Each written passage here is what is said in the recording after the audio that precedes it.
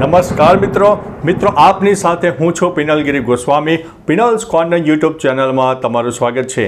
આજની વિડીયોમાં વાત થશે ચોમાસાની વિદાય ક્યારે, વરાપનો જે રાઉન્ડ ચાલી રહ્યો છે કેટલા દિવસ ચાલશે, ગુજરાત ઉપર નવો વરસાદનો રાઉન્ડ ક્યારે આવશે, કઈ સિસ્ટમ ગુજરાતને અસર કરશે અને હજુ ચોમાસું કેટલો સમય ચાલી શકે છે, ઉપરાંત ભેજનું પ્રમાણ કેટલું, પવનનું પ્રમાણ કેટલું અને હજુ કયા વિસ્તારોમાં તારીખ પ્રમાણે વરસાદ થશે, તમામ પ્રકારની માહિતી એક વિડીયોમાં આપી દઈશું। પ્રથમ વાત કરીએ તો મિત્રો ગરમી અને વરસાદ અને ભેજની આગાહી। અત્યારે અરબી સમુદ્રનો નોર્મલ ભેજ મળી રહ્યો છે, લો ક્લાઉડ ફોર્મેશન પર તૂટી રહ્યા છે, એટલે ગુજરાતમાં સાર્વત્રિક વરસાદની આગાહી નથી।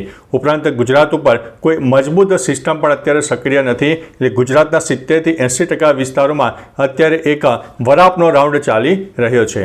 હવે મિત્રો અત્યારે જ્યારે વરાપનો રાઉન્ડ ચાલી રહ્યો છે ત્યારે ઉત્તર ગુજરાતનો પૂર્વ તરફનો વિસ્તાર હોય, મધ્ય ગુજરાતનો પૂર્વ તરફનો વિસ્તાર હોય અને દક્ષિણ ગુજરાતના પણ અનેક ભાગોમાં હજુ પણ હળવા મધ્યમ વરસાદી ઝાપટા થઈ શકે છે।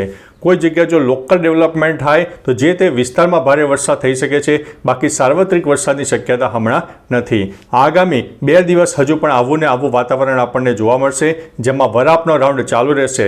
પરંતુ મિત્રો 10 તારીખથી કહી શકાય કે બંગાળની ખાડીનું જે લો પ્રેશર સિસ્ટમ છે આગળ વધતા 10 તારીખ સુધીમાં મધ્ય ભારત તરફ સક્રિય થાય, જેની અસર ગુજરાતના ઉત્તર ગુજરાત, મધ્ય ગુજરાત અને દક્ષિણ ગુજરાતના અનેક ભાગોમાં થાય।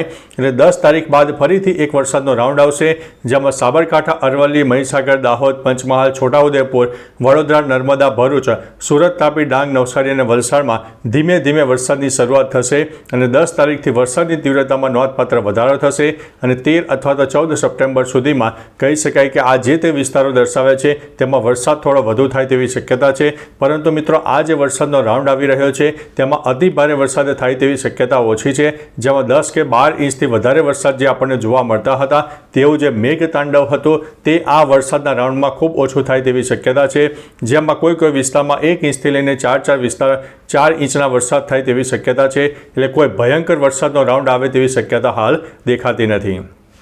તારીખ પ્રમાણે જણાવીએ તો આજે તારીખ 8, આવતીકાલે તારીખ 9 તારીખે ગુજરાતમાં વરાપનો રાઉન્ડ રહેશે। 70 થી 80% વિસ્તારમાં વરાપનો રાઉન્ડ જોવા મળશે। કોઈ વિસ્તારમાં તો ભયંકર ગરમીનો માહોલ સર્જાય, જેમાં 30 થી લઈને 33 ડિગ્રીથી વધારે મહત્તમ તાપમાન જાય, બફારાનો અહેસાસ થશે, ગરમીનો અહેસાસ થશે, પવનનું પ્રમાણ ઘટશે, ભેજનું પ્રમાણ ઘટશે, લો ક્લાઉડ ફોર્મેશન ઘટશે। એટલે મિત્રો એક ટૂંકુને ટચ વરાપનો રાઉન્ડ આવશે। ઉપરાંત મિત્રો ધીમે ધીમે શિયાળાની જાણે કે શરૂઆત થશે તેવો પણ અહેસાસ થશે તમને। વહેલી સવારે કોઈ વિસ્તારમાં ધુમ્મસ અથવા તો કોઈ વિસ્તારમાં સામાન્ય ઝાકળ વરસાદ થઈ શકે છે। સાર્વત્રિક મિત્રો આવો માહોલ નહીં સર્જાય, પરંતુ પર્ટિક્યુલર કોઈ વિસ્તારમાં આવું સામાન્ય વાતાવરણ જોવા મળી શકે છે। હવે મિત્રો આગામી 10 તારીખ પછીથી વરસાદનો રાઉન્ડ આવશે, જે મજબૂત રાઉન્ડ નથી તે તમને જણાવી દીધું છે।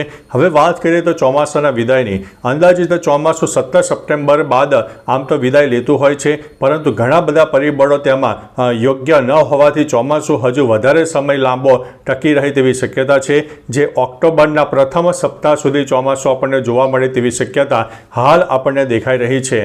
અવારનવાર બનતી સિસ્ટમો અને તેના જે વિદાયના જે પરિબળો છે પરિપૂર્ણ ન થતાં ચોમાસું હજુ પણ લંબાવાય તેવી શક્યતા હાલ દેખાઈ રહી છે। તેમ છતાં મિત્રો તેના જે પરિબળો છે સંપૂર્ણપણે પૂરા થતા હશે અને ચોમાસું વિદાય લેવાનું હશે તો તમને તારીખ પ્રમાણે પણ માહિતી આપતા રહીશું। પરંતુ ગુજરાત ઉપર તો ચોક્કસથી ઓક્ટોબરના પ્રથમ સપ્તાહ સુધી ચોમાસાની અસર જોવા મળે તેવી શક્યતા હાલ તો દેખાઈ રહી છે। જો તેની અંદર કંઈક ચેન્જીસ આવશે તો અમારા વિડીયોના માધ્યમથી તમને ચોક્કસથી માહિતી આપી દઈશું। પરંતુ અત્યારે મિત્રો જે નુકસાનીવાળો ભયંકર વરસાદ આપણે ગત 1-2 રાઉન્ડમાં જોવા મળ્યો હતો તે અત્યારે ધીમો થઈ જશે અને જે વરસાદની તીવ્રતા છે તેમાં નોંધપાત્ર ઘટાડો થાય તેવી શક્યતા પણ હાલ દેખાઈ રહી છે। તો મિત્રો તમારા વિસ્તારમાં વરાપનો રાઉન્ડ છે, વરસાદનું પ્રમાણ કેટલું છે, વાદળછાયું વાતાવરણ કેવું છે, તમામ પ્રકારની માહિતી નીચે કમેન્ટમાં આપજો, જેથી અન્ય મિત્રો પણ જાણી શકે।